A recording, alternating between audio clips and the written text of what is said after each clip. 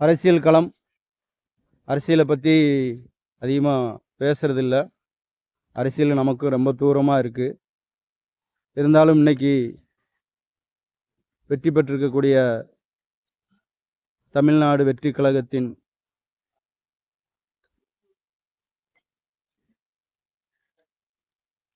தமிழக வெற்றி கழகத்தின் தலைவர் விஜய் அவர்களுக்கு வாழ்த்துக்கள்.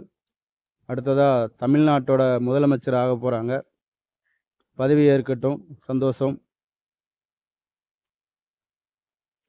ஒரே ஒரு கோரிக்கை தான் எனக்கு.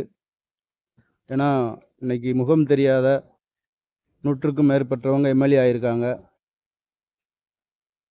எனக்கு தெரிஞ்ச அளவில் மிக குறுகிய காலத்தில்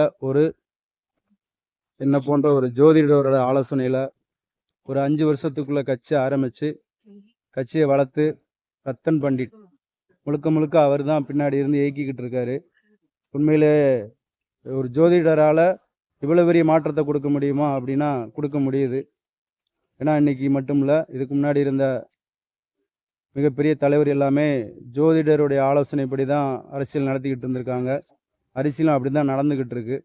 யார் முதலமைச்சராக வரணும் அப்படின்றத ஒரு ஜோதிடர் தீர்மானிச்சிருக்காரு. அவருடைய அப்ரோச் முடிஞ்சால் தேடி பாருங்கள், வீடியோ இருக்குது யூடியூப்பில். அன்னைக்கு ஓட்டுன்றதுக்கு முன்னாடி காலையில் முதல் ஆளாக உண்மையிலே இவர் தான் முதலமைச்சர் ஆவார் அப்படின்றத ஆணித்தரமாக 100க்கு 200% ஆய்வு பண்ணியிருக்காரு ஒரு ஜோதிடராக. அவரோட ஜாதகத்தை கொரோனாவுக்கு முன்னாடி தேடி கண்டுபிடிச்சி ஆய்வு செஞ்சு விஜய் சாதகம் மட்டும் இல்லை, அஜித், கமல், ரஜினி இப்படி பல பெரிய முக்கியமான நபரை ஜாதகங்களை தேடி எடுத்து ஆய்வு பண்ணி அவங்களெல்லாம் அணுகியிருக்காரு.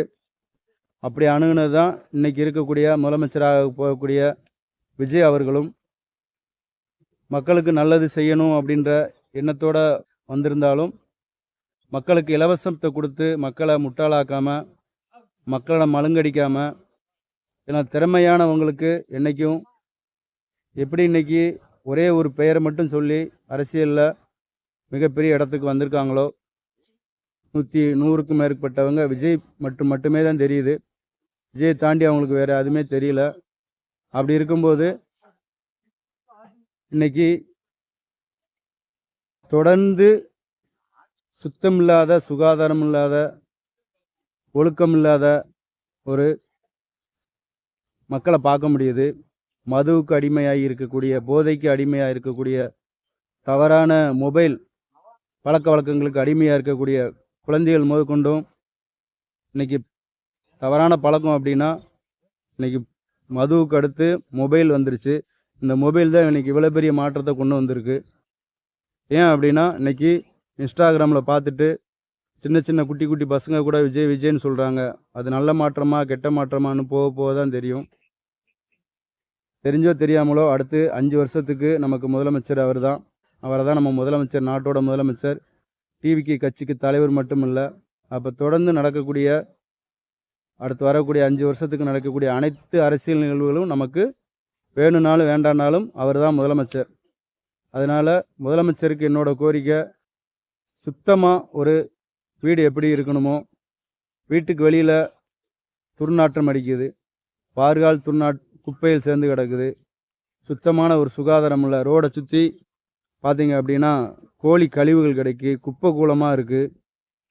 மக்களுக்கு நீங்கள் இலவசம் கொடுக்க வேணாம். இலவசம் கொடுக்குற காசை வச்சு மக்களுக்கு நாலேஜை கொடுங்க, பணம் சம்பாதிக்க சொல்லி கொடுங்க, மீன் பிடிக்க கற்றுக் கொடுங்க, மீனை பிடிச்சி கொடுக்க வேணாம் தயவு செய்து.